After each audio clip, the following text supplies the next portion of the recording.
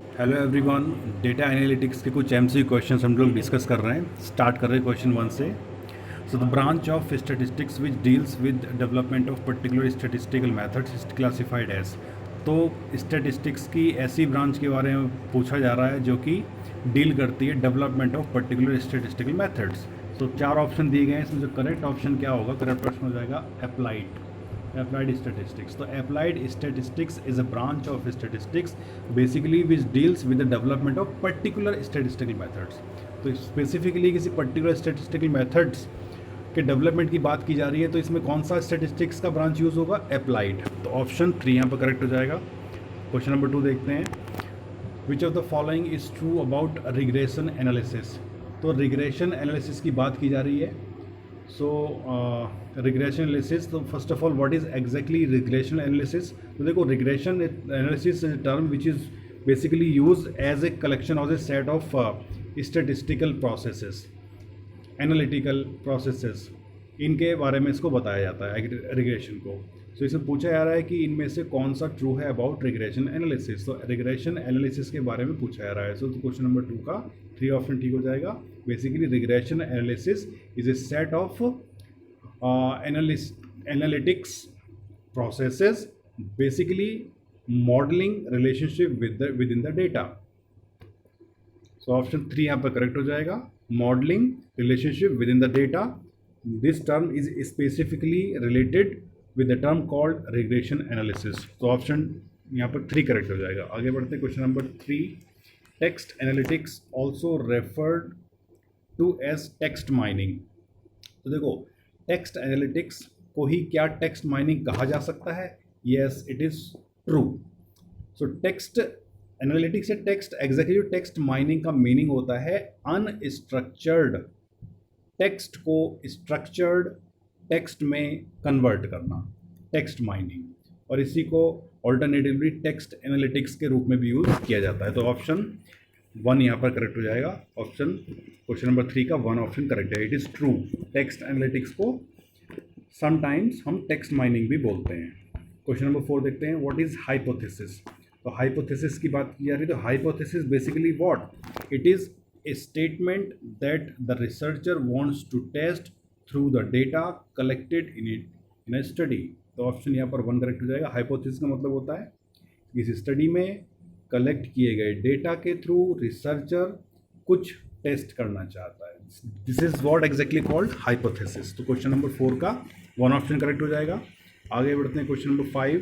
What is the clinical process of collecting and analysing data during a single research study called. तो question number 5 और इसको बोलते हैं interim analysis. क्योंकि बात किसकी की जा रही है? Single research study. अगर मल्टीपल रिसर्च स्टडी की बात होती तो हम उसको इंटर एनालिसिस बोलते, है ना, इंटर एनालिसिस बोलते हैं। लेकिन क्योंकि ये एक सिंगल रिसर्च स्टडी की बात की जा रही है तो इंटरिम एनालिसिस को बोलेंगे, राइट। आगे बढ़ते question number 6। The process of quantifying data is referred to as. तो process of quantifying data is referred to as, इसको हम क्या बोलते हैं? एन्यूमरेशन। क्वेश्चन नंबर 6 का जो है 3 ऑप्शन करेक्ट हो जाएगा, एन्यूमरेशन। बेसिकली जो रिसर्च डेटा है वो 2 तरह का होता है, एक होता है क्वांटिफाइंग और एक होता है qualitative. Quantifying and qualitative. Quantifying का मतलब, जैसे इसका मतलब ही नेम से ही पता चल रहा है हमें, क्वांटिटी। तो रिसर्च के बारे में बात की जाती है तो how many options, how many research, how many possible solutions are there, तो क्वांटिफाई इसको टर्म यूज़ किया जाता है। तो क्वांटिफाइंग एंड क्वालिटेटिव 2 टर्म है रिसर्च डेटा में यूज़ होते हैं। तो क्वांटिफाइंग की बात की जा रही है तो क्वांटिफाइंग बेसिकली किसको क्या बोलते हैं? एन्यूमरेशन। क्वेश्चन नंबर 6 का जो है 3 ऑप्शन करेक्ट हो जाएगा। आगे बढ़ते question number 7। An advantage of using computer programs for qualitative data is that. तो क्वालिटेटिव डेटा के बारे में बात की जा रही है, एडवांटेज पूछा जा रहा है। तो क्वेश्चन नंबर 7 का जो है सही ऑप्शन क्या हो जाएगा? ये ऑल ऑफ द अबव, सारे ऑप्शन ठीक हो जाएंगे। जो बेसिकली जो एडवांटेज है computer programs for qualitative data की कैन रिड्यूस, जो क्वालिटेटिव डेटा के बारे में बात की जा रही है तो can reduce time required to analyse data, it is correct. Help in storing and organise data, also correct. Make many procedures available that are rarely done by hard hand due to time constants. तो all of the above option यहाँ पर correct हो जाएगा। और basically बात की जा रही है क्वालिटेटिव डेटा की, तो क्वालिटेटिव डेटा का मतलब होता है to approximate and characterise the data. Approximate करना, कैरेक्टराइज करना डेटा को। वहीं क्वांटिटेटिव की जब बात कर रहे थे तो हम क्वांटिटी की बात कर रहे थे, हाउ मेनी। तो यहाँ पर हम बात किसकी कर रहे हैं, क्वालिटेटिव की। तो क्वालिटेटिव मीन्स अप्रोक्सीमेट करना, कैरेक्टराइज करना। तो 7 का डी ऑप्शन ठीक हो जाएगा। 8 पढ़ते हैं। Are the basic building blocks of qualitative data. तो क्वालिटेटिव डेटा का जो बेसिक बिल्डिंग ब्लॉक क्या होता है, कैटेगरीज होता है, ध्यान रखने वाली बात है। तो categories are the basic building blocks of qualitative data. आगे बढ़ते question number 9। This is the process of transforming qualitative research data from written interviews और field notes into typed text. तो इसको हम क्या बोलते हैं, तो इसको हम बोलते हैं transcription.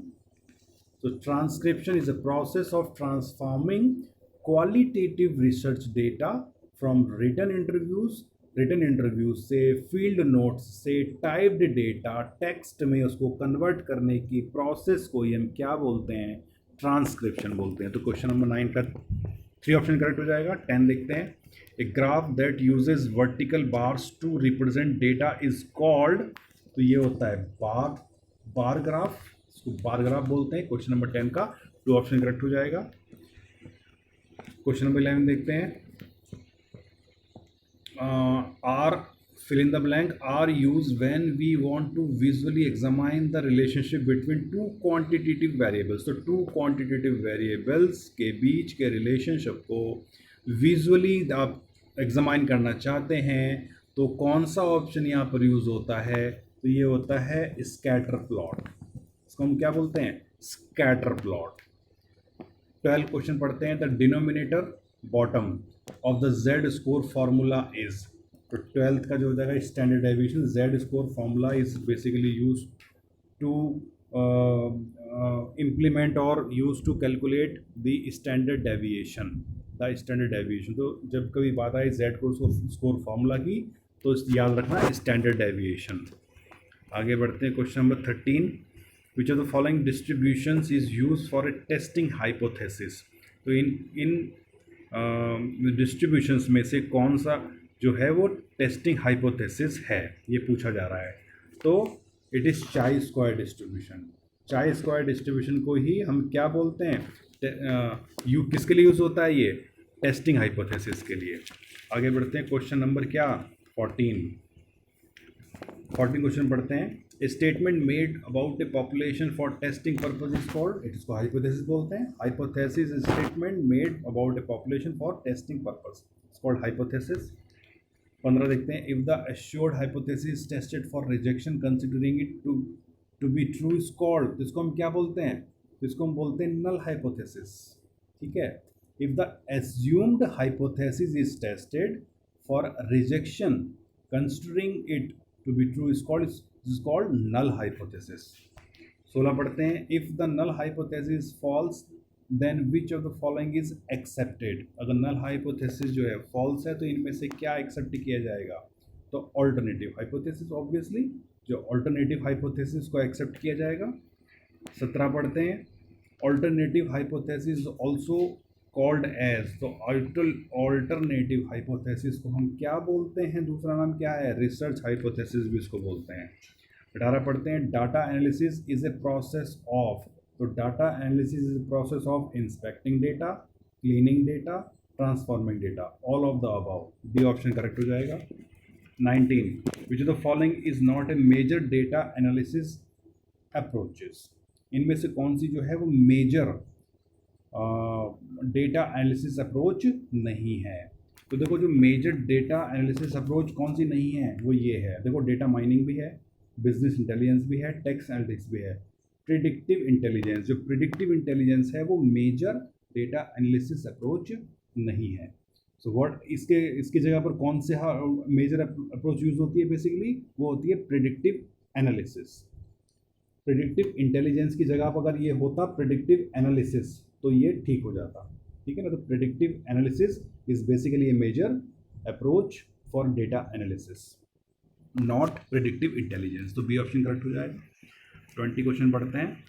How many main statistical methodologies are used in data analysis. तो 20 इसमें देखो दो यूज होती हैं. There are two main statistical methodologies are used in data analysis. Number one is descriptive and number two is inferential. One is descriptive and number two is inferential. There are two main statistical methodologies. Question 21 पढ़ते हैं. The descriptive statistics data from the entire population or a sample is summarized with, so it is called numerical descriptors. Numerical descriptors के साथ इसको summarise किया जाता है. 21 का C option correct हो जाएगा. 22 पढ़ते हैं. 22 क्या कह रहा है?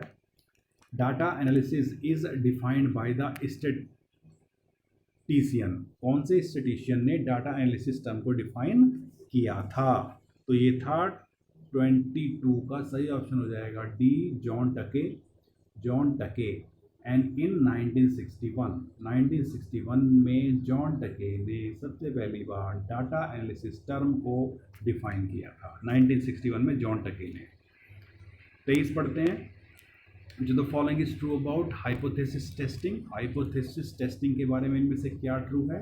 तो आंसरिंग यस और no questions about the data. बिल्कुल यस और नो टाइप के क्वेश्चंस को आंसर करना होता है. This is hypothesis testing. 24 the goal of business intelligence is to allow easy interpretation of large volumes of data to identify new opportunities. The goal of business intelligence is to allow easy interpretation of large volume of data to identify new opportunities. This statement is true. The goal of business intelligence basically क्या होता है? is to allow easy interpretation of large volumes of data to identify new opportunities. भाई easy interpretation of large volumes of data को नई opportunities को पहचानने के लिए ये इसका बिजनेस इंटेलिजेंस का गोल है. Yes it is true. Option 8 ठीक हो जाएगा. 25 पढ़ते हैं. The branch of statistics which deals with development of particular statistical method is classified. ये क्वेश्चन पहले आ चुका है, रिपीटेड क्वेश्चन है. इसका आंसर आप बताइएगा चारों में से कौन सा है. अभी ये पहले क्वेश्चन हम कर चुके हैं. 26 क्वेश्चन भी शायद रिपीटेड है. Which of the following is true about regression analysis. पढ़ा था हमने regression analysis. Regression is a set of analytics processes basically which is use for modelling relationship within the data. ठीक है. 27 text analysis also referred as text mining. ये भी हम पढ़ चुके हैं. yes it is true. text mining is basically used to convert the unstructured text to structured text. तो 27 question भी हो गया. आगे बढ़ते हैं 28 क्वेश्चन की तरफ. what is the minimum number of variables features required to perform clustering. तो क्लस्टरिंग को परफॉर्म करने के लिए भैया मिनिमम नंबर ऑफ वेरिएबल से फीचर्स की ज़रूरत है. वो क्या होता है? तो भैया इसका 28 का जो है दो ऑप्शन कर दिया. कम से कम एक वेरिएबल की हमें ज़रूरत पड़ी. कम से कम एक वेरिएबल. आगे बढ़ते हैं. क्वेश्चन नंबर 29 क्या कह रहा भैया? For 2 runs of K means clustering is it expected to get same clustering results. तो ट्रू फॉल्स क्वेश्चन पूछ रहा है हमसे. तो ये it is no, it is false है. ये गलत स्टेटमेंट है. For 2 runs of K means clustering is it expected to get same clustering results. No, ऐसा ज़रूरी नहीं है. 30 पढ़ते हैं. Which of the following algorithm is most sensitive to outliers. तो outliers के लिए इनमें से कौन सी एल्गोरिथम जो सबसे ज़्यादा सेंसिटिव है? तो भैया ये है के मीन्स क्लस्टरिंग एल्गोरिथम. ध्यान रखना, K means clustering algorithm is the most sensitive algorithm to outliners. 31 पढ़ते हैं. The discrete variables and continuous variables are 2 types of. तो discrete variables and continuous variables are 2 types of what? Quantitative classification. Basically ये quantitative होता है. क्या? Continuous, discrete. ये क्या होते हैं? क्वांटिटेटिव. 32 पढ़ते हैं. बेसिन क्लासीफायर्स की बात की जा रही है. तो बेसिन क्लासीफायर्स बेसिकली क्या होता है? The basin classifiers is a class of learning algorithm that tries to find an optimal classification of a set of examples using the probabilistic theory. Option 1 correct हो जाएगा. बेसिन क्लासीफायर की definition है, ध्यान रखना। आगे बढ़ते हैं question number 33, classification accuracy is. तो classification accuracy is the task of assigning a classification to a set of examples. 3 option correct हो जाएगा। Classification accuracy is what exactly? It is the task of assigning a classification to a set of examples। 3 option correct हो जाएगा। 14 पढ़ते हैं, Euclidean distance measure is. तो Euclidean distance measure is the distance between 2 points as calculated using the Pythagoras theorem. Question number इसका क्या हो जाएगा?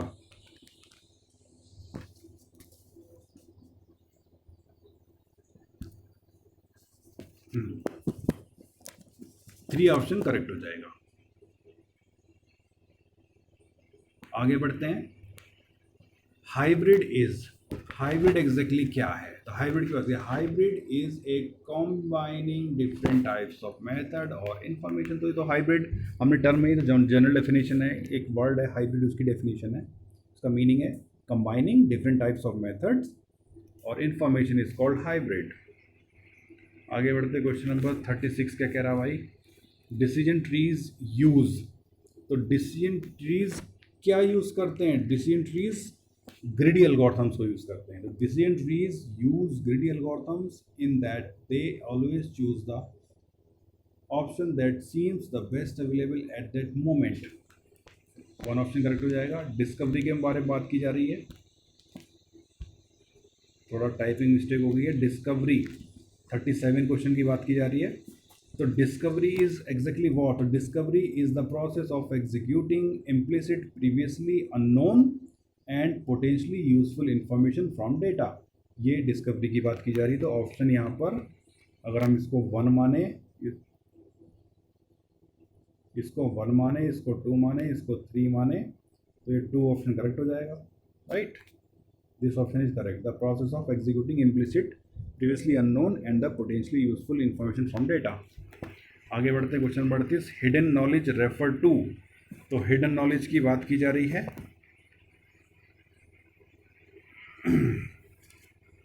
तो hidden knowledge is basically refer to the information that is hidden in a database and that cannot be recovered by a simple SQL query. ये है hidden knowledge. Simple SQL query से directly उसको recover नहीं किया जा सकता। Hidden knowledge की बात की जा रही है क्योंकि वो एनक्रिप्टेड फॉर्म में होता है, डायरेक्टली उसको ऐसे रिकवर नहीं कर सकते हैं। आगे बढ़ते हैं, 39 क्या कह रहा है? Enrichment is. एनरिचमेंट की बात की जा रही है। तो एनरिचमेंट एग्जैक्टली क्या है?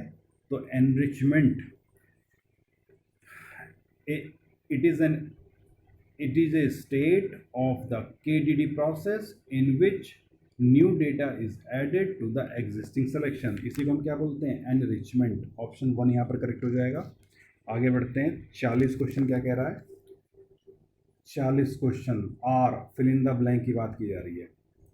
तो नेव बेस क्लासीफायर्स, ऑप्शन 2 यहाँ पर करेक्ट होगा। Naive Bayes classifiers are easy to implement and can execute efficiently even without prior knowledge of the data. They are among the most popular algorithms for classifying text documents। तो naive Bayes classifiers। 41 question पढ़ते हैं। High entropy means that the partitions in classification are not pure। देखो, high entropy जब होता है तो not pure होता है, लो एंट्रोपी होता है तो प्योर होता है बेसिकली। ठीक है, ध्यान रखना इस चीज़ को। High entropy not pure, low entropy pure. Entropy is basically use to calculate the uncertainty, right. So जब हाई एंट्रोपी होगा तो अनसर्टेनिटी हाई होगी तो नॉट प्योर होगा, लो एंट्रोपी होगी तो अनसर्टेनिटी कम होगी तो प्योर होगा, राइट। तो वाइस वर्सा होगा एक दूसरे के। 41 का दूसरा ऑप्शन ठीक होगा। 42 क्वेश्चन पढ़ते क्या कह रहा है? Which of the following statement about naive Bayes is incorrect बताना है। देखो, इनकरेक्ट, तो इसमें इनकरेक्ट है attributes are statistically dependent on one another given the class value. ये स्टेटमेंट गलत है, बाकी सब ठीक है। Attributes are equally important, correct. Attributes are statistically independent of one another given class value, बिल्कुल ठीक है। एट्रीब्यूट्स कैन बी नॉमिनल और न्यूमेरिक, बिल्कुल ठीक है। बस ऑप्शन 2 यहाँ पर गलत होगा। एट्रीब्यूट्स आर स्टैटिस्टिकली डिपेंडेंट, ये गलत है, बस डिपेंडेंट नहीं होता, राइट। आगे बढ़ते हैं question number 43. The maximum value of entropy depends on the number of classes. So if we have 8 classes, what will be the max entropy? तो इट विल बी 3. 8 के लिए 3. ठीक है, तो 8 क्लासेज होंगे, इसलिए मैक्सिमम एंट्रोपी कितनी हो सकती है? 3 होगी. 3 कैसे बनेगी? 2 raise to the power 3 is equal to 8. तो मैक्सिमम एंट्रोपी कितनी बन सकती है? 3 बन सकती है. एंट्रोपी का फार्मूला भी यूज़ कर सकते हैं हम. 44 यूज़ करते हैं. Point out the wrong statement. Wrong statement को हमें पॉइंट आउट करना है. तो भैया पहला ही रॉन्ग है. K nearest neighbour is same as K means. भाई K nearest neighbour is not as K means, यही हमारा गलत है. बाकी सब ठीक है. K means clustering is a method of vector quantization. K means clustering aim to partition N observations into K clusters. तो दोनों ऑप्शन ठीक है, ये भी ठीक है, ये भी ठीक है, ये गलत है. तो हमारे इस क्वेश्चन का पहला ऑप्शन करेक्ट हो जाएगा क्योंकि इन्होंने रॉन्ग स्टेटमेंट पूछा है. आगे बढ़ते हैं. 45 क्वेश्चन क्या कह रहा है? Consider following example. How we can divide set of all articles such that those articles have the same theme. We do not know the theme of articles ahead of time. Is this. तो ये क्या है exactly? तो ये है भैया clustering. ये क्या है? ये एक क्लस्टरिंग है. How we can divide set of articles such that those articles have the same theme.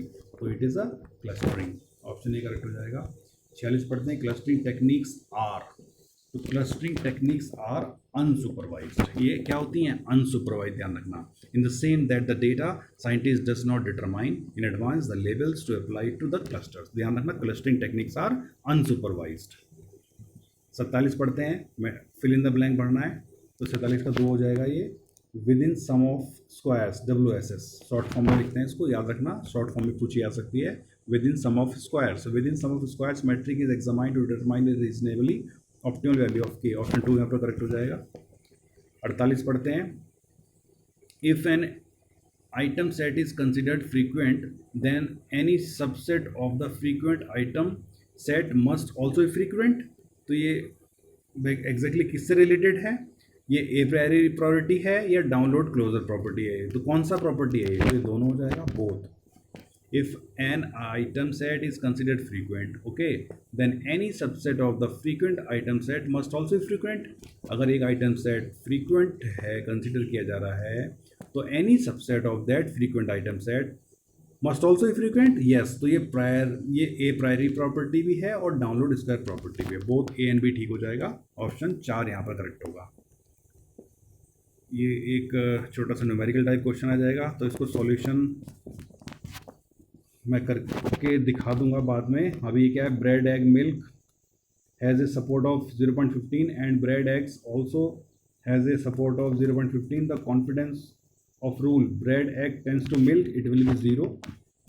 ठीक है, कैसे इसको डिस्कस करेंगे बाद में. आगे बढ़ते हैं. Question number 50.